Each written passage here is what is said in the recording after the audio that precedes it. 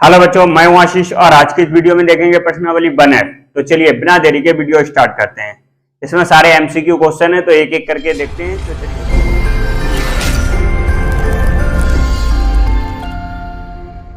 पहला क्वेश्चन देखिए, ये कह रहा है धन पूर्णांक को 6a+5 यानी 6a+5 से ठीक पहले आने वाला धन पूर्णांक होगा, यानी से ठीक पहले आने वाला धन पूर्णांक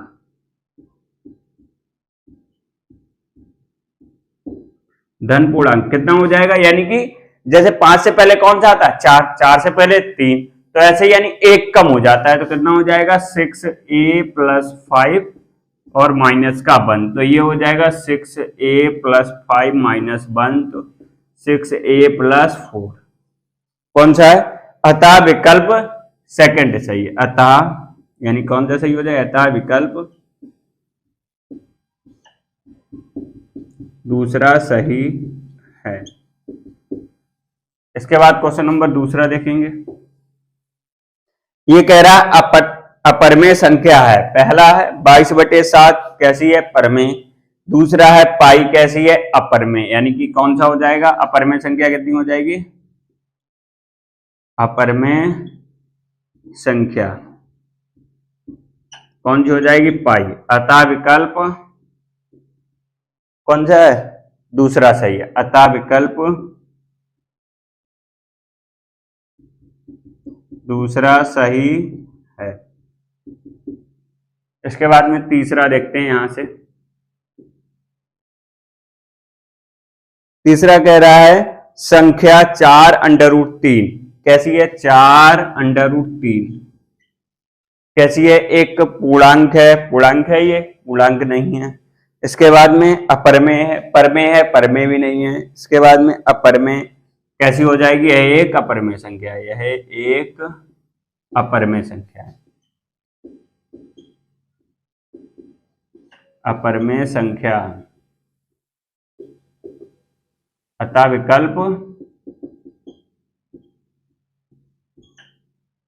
विकल्प तीसरा यानी कि थर्ड सही है। इसके बाद में चौथा देखते हैं। चौथा कह रहा है निम्नलिखित संख्याओं में से परमेय संख्या होगी। परमेय संख्या कैसा, √5 कैसी है, एक अपरमेय संख्या। इसके बाद में √1 कैसी हो जाएगी, एक परमेय संख्या। और बाकी की सारी कैसे हो जाएंगी, अपरमेय। यानी परमेय संख्या कौन सी हो जाएगी, परमेय संख्या इक्वल टू कितना हो जाएगा, √1 बराबर कितना हो जाएगा, 1। अतः विकल्प सेकंड सही है। अतः विकल्प सेकंड सही है। इसको कर लीजिए, फिर आगे बढ़ते हैं। आप देखिए पांचवा देखते हैं। ये कह रहा निम्नलिखित में परमेय संख्या है। परमेय संख्या कौन कौन सा हो जाएगा, यानी फिफ्थ वाला देखते हैं। परमेय संख्या ये दे रहा है 2.732416 कैसी हो जाएगी, अपरमेय हो जाएगी, क्योंकि अंकों की संख्या कैसी है, सीमित नहीं है। √7 अपरमेय संख्या। इसके बाद 2.737373 कैसी हो जाएगी, एक परमेय संख्या, यानी 2.737373। क्यों, इसको देखो, अगर हम पॉइंट हटाएंगे तो नीचे 0 बढ़ जाएगा। पॉइंट हटाएंगे तो ये हो जाएगा 737373, यानी 73 1 2 3 4 5 6 0 आ जाएगा। 1 2 3 4 5 6 5 और 1 6 0 आ जाएगा। और इसको कैसे लिख सकते हैं, यानी 273 यानी कि 73 फिर 73 फिर 73 बटे 10 की घात 6 और 2 73 73 और 73 बटे 2 इंटू 5 की पावर 6, यानी 2 की पावर m इंटू 5 की पावर, यह एक। अतः विकल्प कौन सा हो जाएगा, अतः विकल्प तीसरा सही है। अतः विकल्प थर्ड सही है। इसके बाद में छठा देखते हैं। ये कह रहा है किसी पूर्णांक m के लिए प्रत्येक सम पूर्णांक निम्नलिखित का रूप होगा, यानी कि सम का देखना है। m देखिए लिखेंगे, m कैसा हो जाएगा, m प्राकृतिक संख्या वगैरह हो जाएगी, यानी कि m जब पूर्णांक है तो m भी कैसा होगा, एक पूर्णांक, और m+1 भी कैसा होगा, पूर्णांक ही रहेगा। और 2m, जैसे कि 2m अगर हम रखेंगे, मान ली a बराबर कितना है 2m, m बराबर कितना 1 रखेंगे, और m मेरा क्या है, पूर्णांक है। पूर्णांक कौन कौन से नंबर होते हैं, यानी -3, -2, -1 और 0, 1, 2 इंडेड चलता चला जाएगा। अगर हम यहाँ पर रखेंगे -3 रखेंगे तो कितना हो जाएगा, -3 दूनी 6, कैसी हो जाएगी, सम आ जाएगा। 4 रखें, जब हम -2 रखेंगे 4 आ जाएगा, 2 रखेंगे तो कितना, सारे में कैसे मिलेंगे, सम संख्याएं मिलेंगी। कैसी आ जाएगी, सम संख्याएं। अतः m बराबर, यानी विकल्प कौन सा सही हो जाएगा, अतः विकल्प तीसरा सही, थर्ड सही है।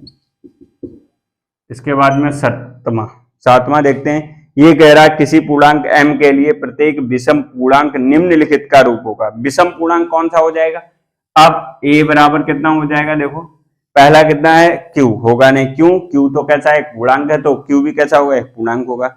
q+1 भी कैसा हो जाएगा, एक पूर्णांक हो जाएगा। 2q कैसा हो जाएगा, अभी अपने लोग देख कर क्या है, समपूर्णांक कैसा हो जाएगा, समपूर्णांक हो जाएगा। तो ये a बराबर कितना हो जाएगा, 2q+1, जहां q क्या है, -3, -2 का -1, 0, 1, 2, 3, यही चलता चला जाएगा। अतः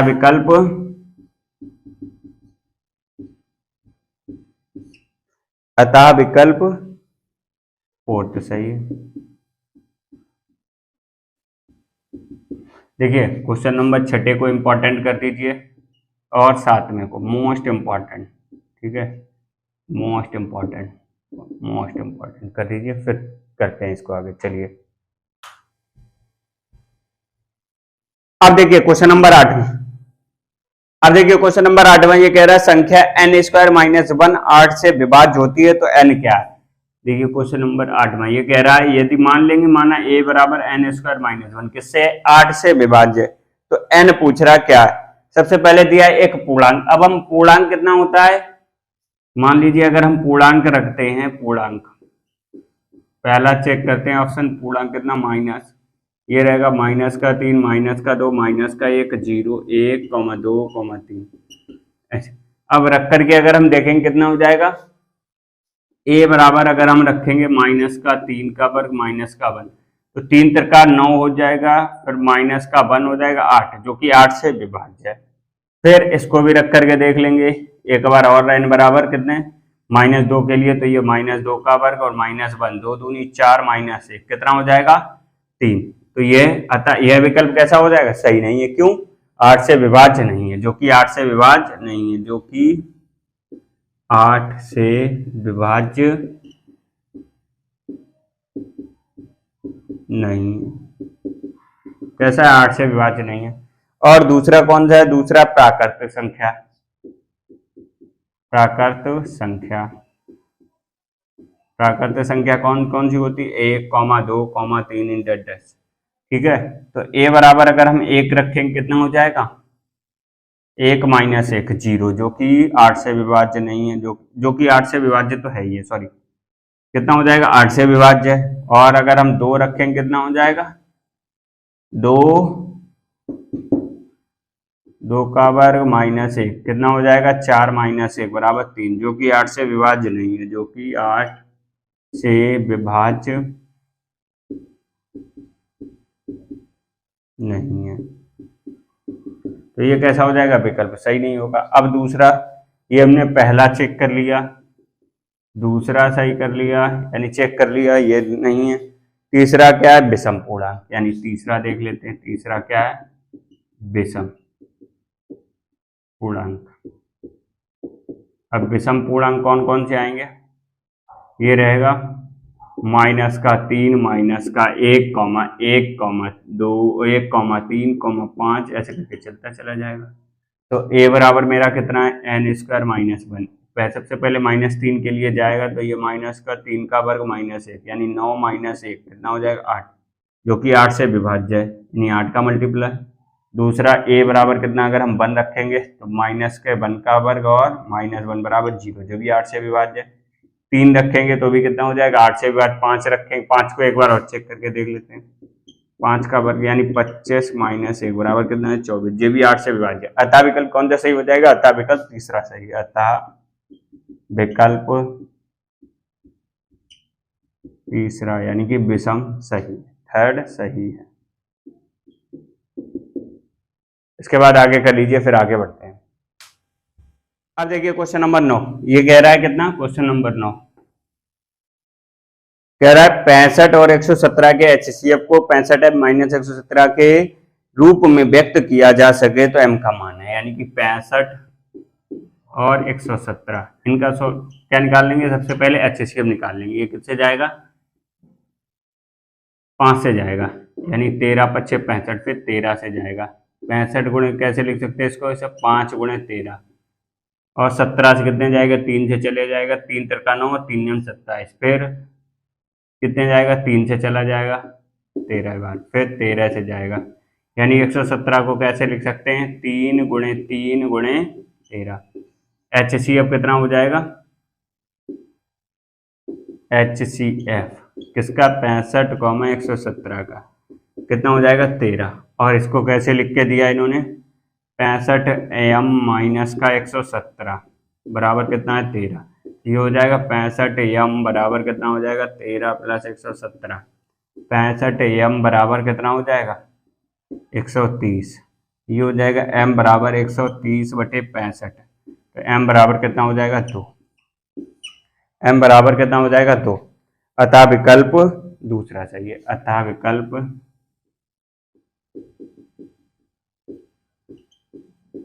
सेकंड सही है। उसके बाद में 10वां देखते हैं। 10वां कह रहा है क्या, वह सबसे बड़ी संख्या ज्ञात कीजिए जिससे 70 और 125 को विभाजित करने पर क्रमशः शेषफल कितना है 5 और 8 प्राप्त हो। सबसे पहले क्या करेंगे, 70 में से शेषफल को घटा देंगे, यानी शेषफल को घटाएंगे, ऐसे अपने लोग एक क्वेश्चन कर चुके हैं। यानी 17 कितना है, सॉरी कौन सा है, 70 में से 5 गया, कितना बचा 65 और 125 में से 8 गया, 125 में से 8 गया, कितना बचा 117, और इसका HCF निकाल लेंगे, यानी कि HCF ऑफ 65, 117 अभी अपने लोगों ने निकाला है, कितना आया, कितना HCF था 13, कितना आया था 13, इसमें होगा, अतः विकल्प फर्स्ट सही है, अतः विकल्प फर्स्ट सही है। इसको कर लीजिए, फिर आगे बढ़ते हैं। अब देखिए क्वेश्चन नंबर 11, ये कह रहा है यदि दो धनात्मक पूर्णांकों a और b को a = कितना दिया है, a = x³ y² और b = x, y³ b = x, y³ के रूप में व्यक्त किया जाए, जहां x और x सहअभाज्य संख्या है, तो HCF of a, b, HCF of a, b कितना हो जाएगा, इनमें HCF a, b यानी कितना हो जाएगा, इन दोनों में कौन सा कॉमन है, x कॉमन है, और इसमें से y² कॉमन है, ठीक है। इसके बाद में क्वेश्चन नंबर 12, अतः विकल्प कौन सा सही हो जाएगा, अतः विकल्प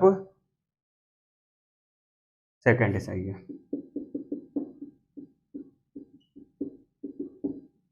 क्वेश्चन नंबर 12 देखते हैं, यदि दो धनात्मक पूर्णांक p और q, p = दिया है ab² और q = दिया है aqb, कह रहे हैं इसका LCM of p, q, LCM of p, q, तो ये हो जाएगा, इन दोनों में कौन सा हो जाएगा, aq, b², aq, b², कौन सा अतः विकल्प तीसरा सही है? अतः विकल्प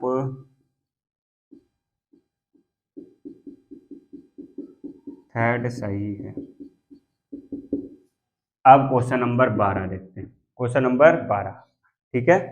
क्वेश्चन नंबर 12 ये कह रहा है, सॉरी ये क्वेश्चन नंबर 12 था। क्वेश्चन नंबर 13 देखते हैं। क्वेश्चन नंबर 13, क्वेश्चन नंबर 13 ये देखिए कह रहा है एक शून्योत्तर परमेय संख्या और अपरमेय संख्या का गुणनफल होता है। कैसे होता है? सदैव कैसा होता है? एक परमेय और अपरमेय संख्या। कैसा हो जाएगा? ये होता है एक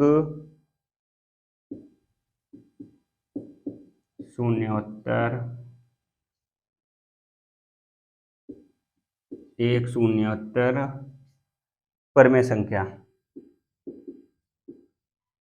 परमेय संख्या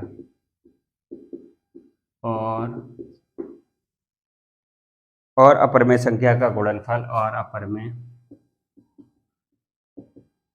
संख्या का गुणनफल एक परमेय और अपरमेय संख्या होती है। एक परमेय और अपरमेय संख्या होती है। अपरमेय संख्या होती है।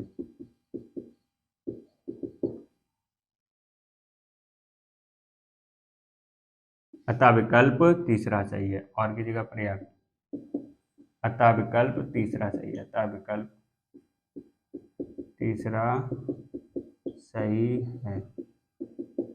इसके बाद में क्वेश्चन नंबर 14 ये कह रहा है 1 से लेकर 10 तक की संख्या, 1 और 10 दोनों में भी सम्मिलित है से विभाज्य न्यूनतम संख्या है। तो क्या करेंगे? एलसीएम ऑफ 1, 2, 3, 4, 5, 6, 7, 8, 9, 10 कितना आ जाएगा?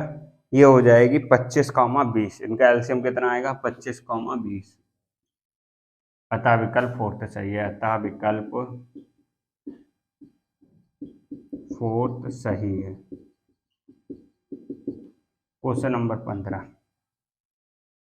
क्वेश्चन नंबर 15 कह रहा है 14/58 का दशमलव प्रसार निम्नलिखित किन दशमलव स्थानों के बाद समाप्त हो जाएगा? इस क्वेश्चन का आंसर आपको कमेंट बॉक्स में देना है। देखिए कौन कितना सीखता है। ये क्वेश्चन आपके स्क्रीन पर लिखा आ रहा है, इसको सॉल्व कीजिए और कमेंट बॉक्स में एक क्वेश्चन आपके लिए, बाकी सारे हमने करवा दिए। तो आज के लिए इतना ही रखते हैं।